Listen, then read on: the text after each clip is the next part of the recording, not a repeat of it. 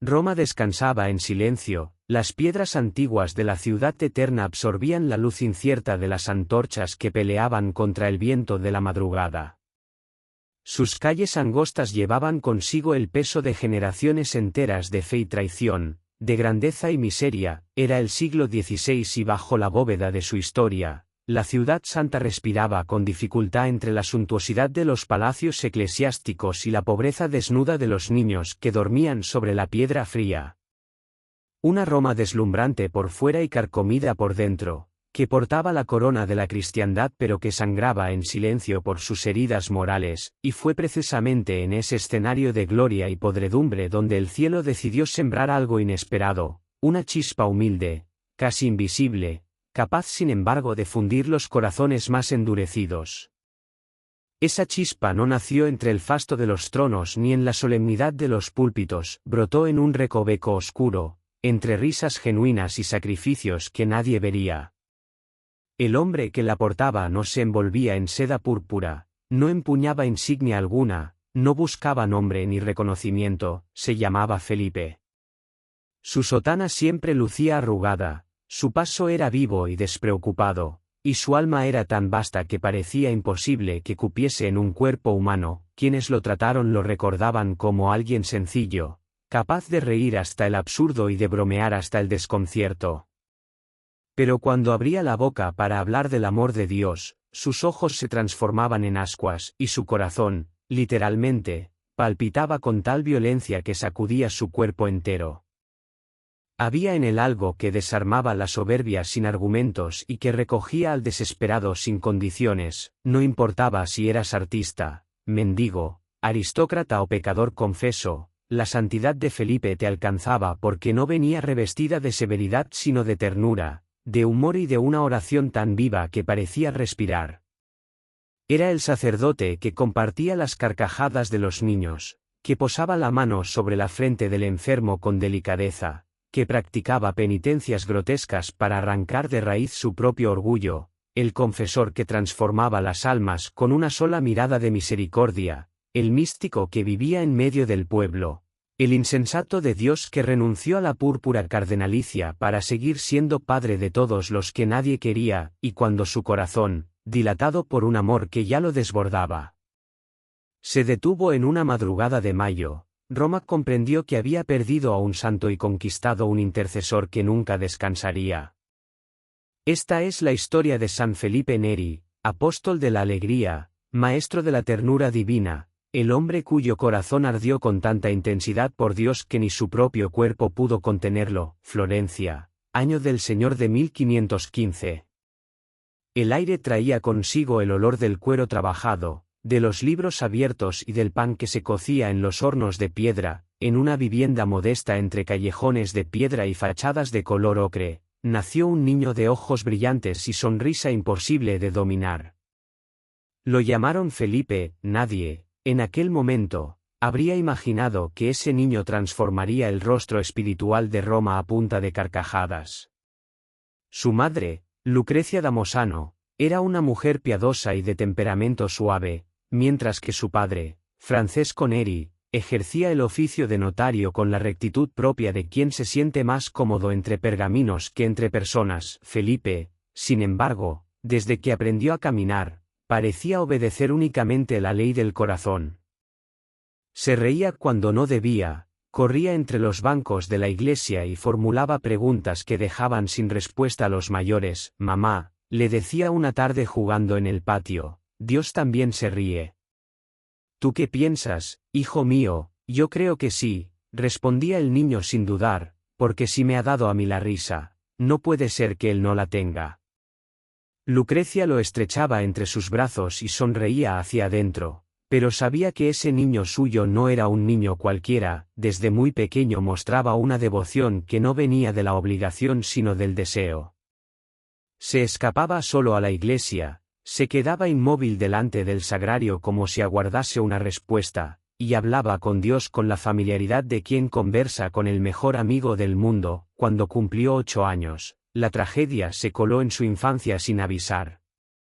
Su madre enfermó de repente y murió, dejando un silencio en la casa que ninguna palabra podría llenar. Felipe, en lugar de cerrarse sobre sí mismo, transformó el dolor en algo que nadie supo bien cómo nombrar. Se le veía más quieto, más hondo, pero sus ojos seguían brillando con una ternura nueva. Pasaba horas en la capilla del barrio con las manos entrelazadas y los labios apenas moviéndose. ¿Qué haces tanto tiempo aquí, Felipe?, le preguntó un vecino intrigado. Nada, respondía el niño.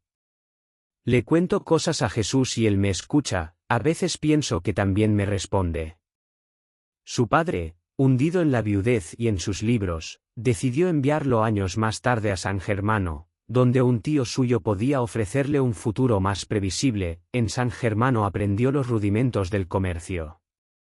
Llevaba cuentas, distribuía mercancía, vendía grano, pero por las noches escapaba solo al monte y allí hablaba con las estrellas.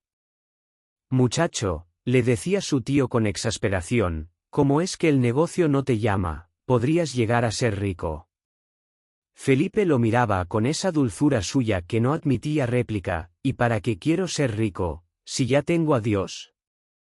2 años vivió así, entre balances y sueños, hasta que un día, sin previo aviso, sin dinero en el bolsillo, sin más bagaje que el fuego que llevaba dentro, decidió ponerse en camino hacia Roma. Tenía 18 años.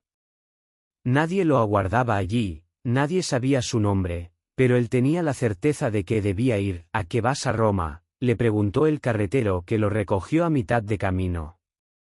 No lo sé del todo, respondió Felipe con los ojos encendidos, pero creo que allí me espera mi alegría. Y con ese paso resuelto y tranquilo comenzó una historia que sacudiría las estructuras eclesiásticas no por la fuerza de la confrontación, sino por el poder del contagio.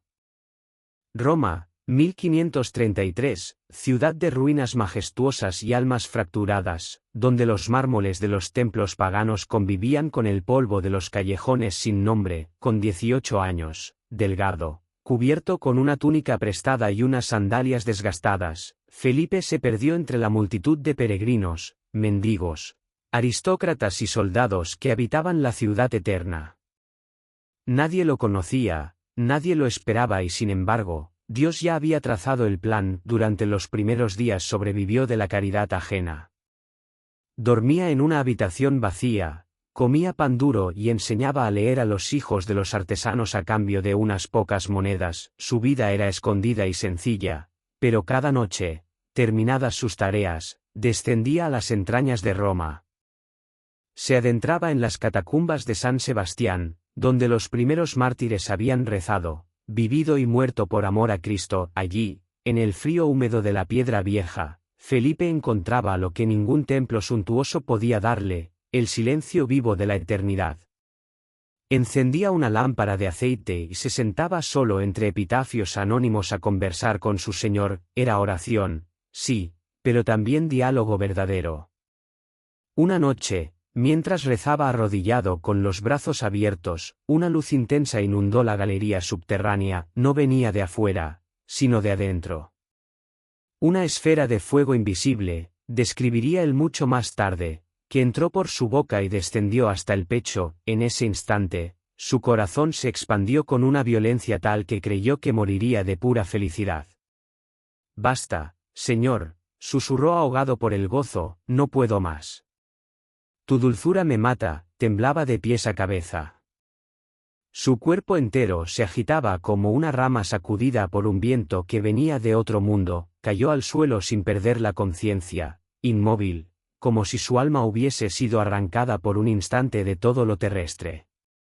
Desde aquella noche algo en él había cambiado de forma irreversible y también literal. Décadas después, cuando los médicos examinaron su cuerpo tras la muerte, encontrarían que su corazón estaba físicamente agrandado y que 2 costillas se habían separado para hacerle espacio.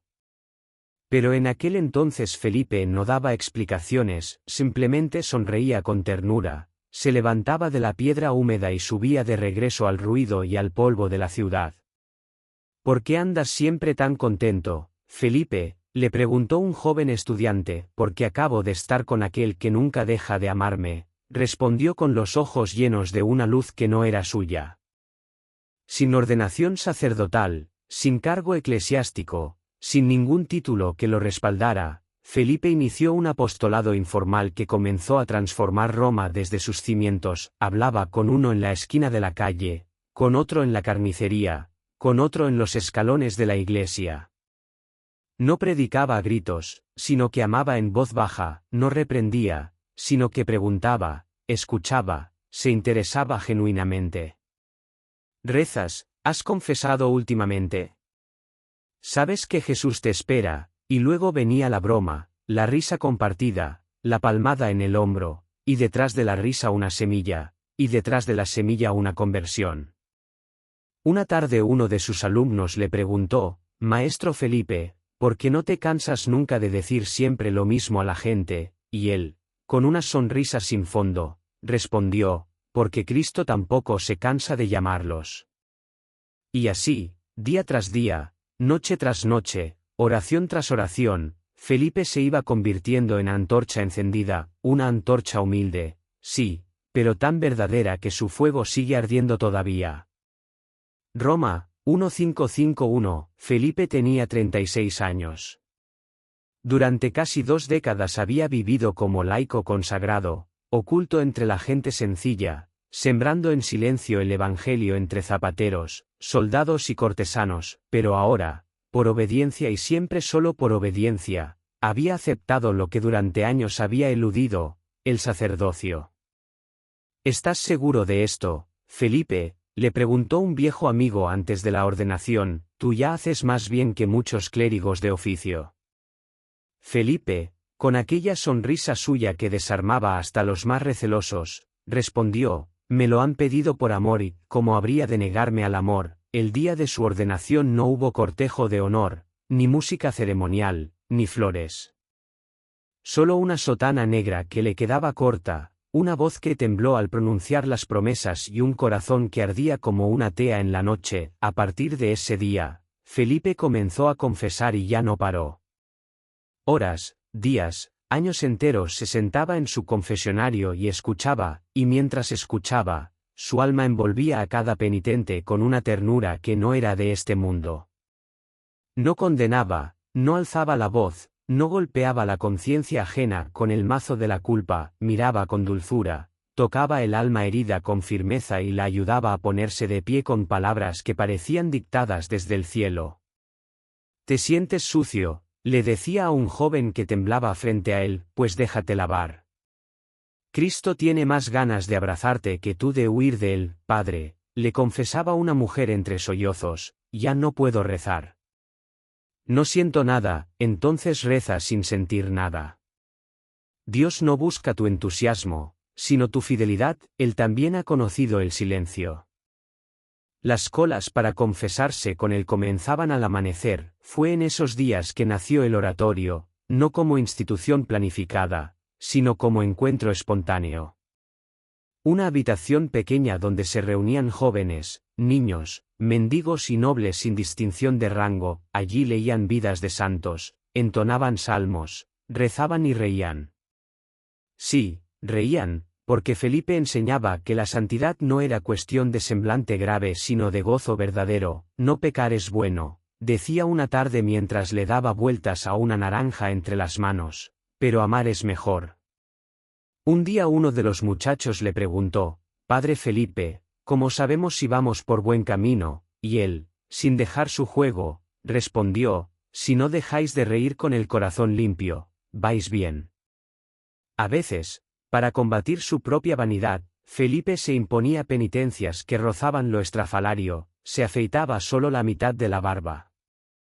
Salía a la calle con una túnica que hacía reír a los niños, besaba en público a un perro callejero. Y cuando alguien le preguntaba la razón, respondía, porque la soberbia no resiste el ridículo, y yo, hermano mío, soy más vanidoso de lo que aparento. Pero en la quietud de la noche, cuando la ciudad dormía, Felipe regresaba a su celda, allí, a solas con Dios, lloraba. Lloraba de amor, de agotamiento, de deseo ferviente de que todos conocieran la ternura de Cristo. A veces pasaba horas en éxtasis, su cuerpo se alzaba del suelo, su rostro se iluminaba desde adentro y su corazón latía como un tambor que marcaba el ritmo de otro mundo. Padre, ¿se encuentra bien?, le preguntaban sus hermanos al descubrirlo, y él, regresando apenas, susurraba, Dios está muy cerca. En Roma ya se hablaba de él como de un santo, él simplemente sonreía. Lo único milagroso en mí, decía, es que todavía no me haya ido al infierno. Roma ya no podía fingir que no lo veía. El nombre de Felipe Neri circulaba de boca en boca como una historia insólita que nadie sabía bien si era leyenda o milagro. En los pasillos del Vaticano, los cardenales preguntaban por el cura que hacía reír, mientras los mendigos del Tíber hablaban del padre que abrazaba sin hacer preguntas. Pero Felipe no buscaba ninguna clase de reconocimiento, de hecho, lo evitaba con la misma determinación con que otros lo codician.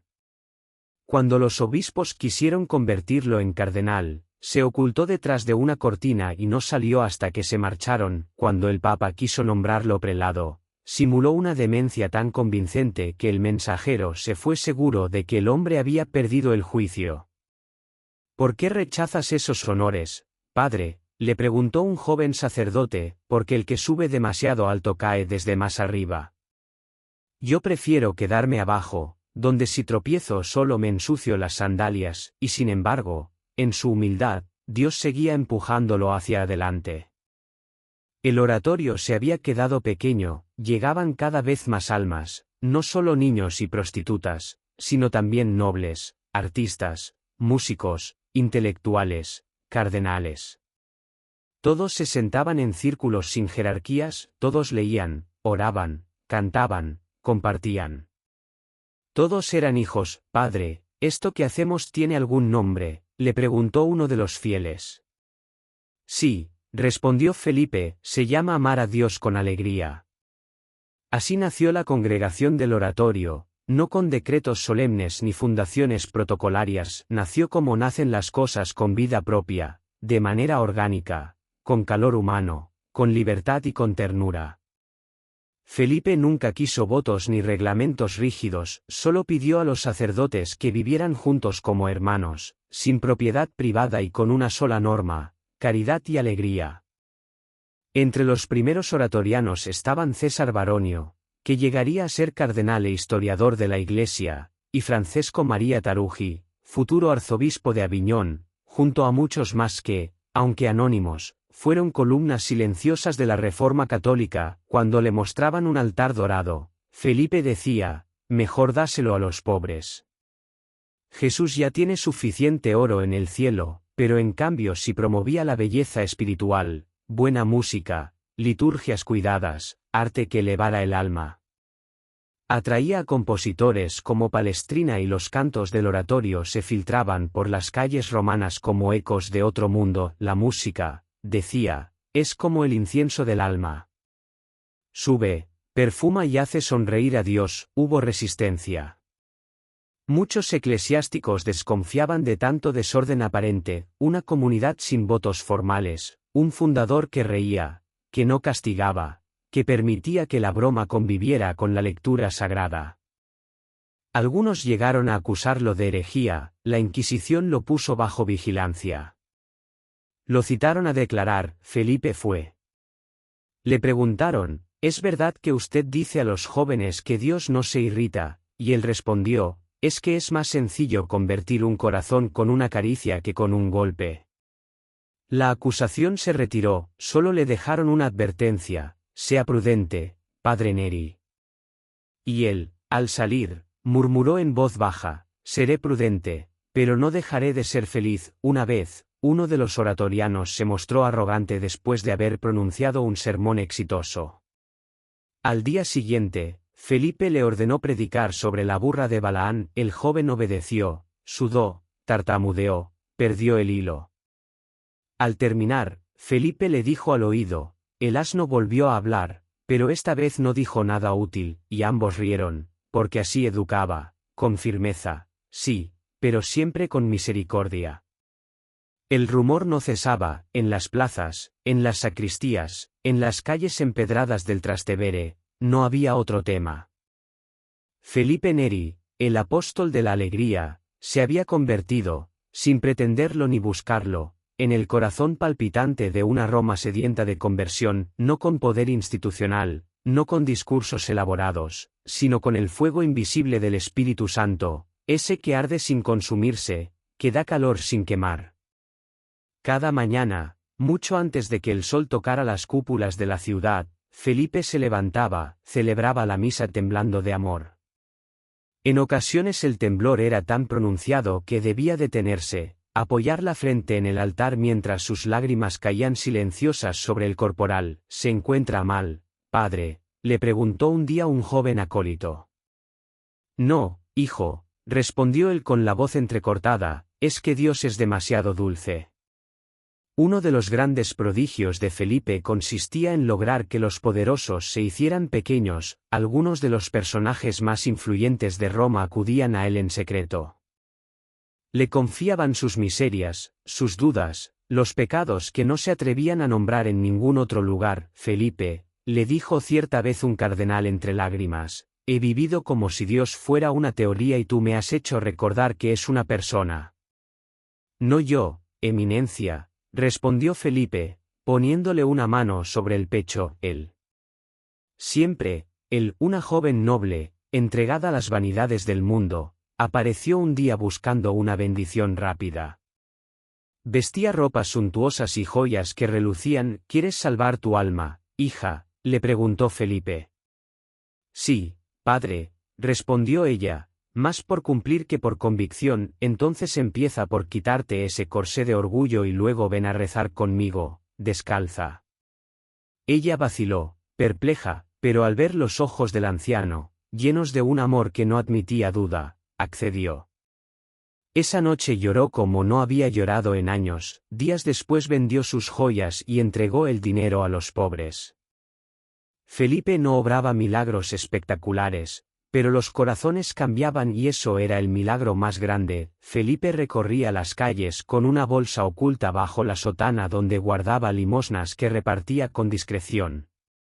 A veces, al encontrar a un anciano durmiendo en el suelo frío, se arrodillaba junto a él, le cubría los pies con su manto y murmuraba en voz muy baja, perdona, hermano, por llegar tarde, y seguía caminando, ardiente y silencioso. Cuando el Papa quiso nombrarlo obispo, Felipe se postró a sus pies y suplicó, Santidad, no me quite mi libertad ni mi locura, y el Papa, sonriendo, cedió. Una noche, un hombre entró furioso al oratorio, gritó, insultó, escupió palabras que nadie esperaba en ese lugar. Todos guardaron silencio. Felipe, sereno, se acercó, le tendió la mano y dijo simplemente, «¿Te duele, verdad?» El hombre lo miró desconcertado y se derrumbó en llanto, cayó de rodillas y allí, en medio del silencio que siguió, encontró a un Dios que nunca le había hablado con tanta claridad. El fuego seguía ardiendo y la ciudad, sin saberlo del todo, estaba siendo evangelizada no con cruzadas sino con caricias. La ciudad eterna envejecía despacio bajo el peso del tiempo. Las cúpulas doradas de Roma seguían refulgiendo, pero algo más profundo había cambiado en su interior, y sin embargo, el anciano de mirada luminosa comenzaba a ceder. Felipe tenía más de 80 años, su cuerpo, menudo y encorvado, parecía mantenerse en pie únicamente por la fuerza de ese corazón que ardía dentro, un corazón físicamente agrandado por el fuego invisible del amor divino, que latía con una intensidad que ningún médico podía explicar. Padre, le decían sus hermanos oratorianos, ¿por qué no descansa? Ya ha hecho suficiente. Y él, sonriendo con ternura, respondía, descansar, ¿es que el amor se cansa acaso? Cada mañana seguía levantándose antes del alba, seguía celebrando misa, aunque a veces necesitaba que alguien lo sostuviera. Seguía confesando durante horas con voz temblorosa y mirada firme, seguía cargando las penas de todos como si fueran las suyas propias, porque lo eran. Una noche, al regresar a su celda, sintió un dolor profundo en el pecho. No era desconocido para él. Lo abrazó como quien reconoce a un visitante que llevaba tiempo esperando. «Ya vienes, ¿verdad?», murmuró, mirando al cielo por la pequeña ventana. Los hermanos del oratorio, preocupados, llamaron a un médico. Tras examinarle, susurró: «Su corazón late como si ardiera por dentro». «No comprendo cómo sigue vivo». «Yo sí lo comprendo», dijo uno de los hermanos. «Es que nunca ha dejado de amar». El 25 de mayo de 1595 celebró su última misa.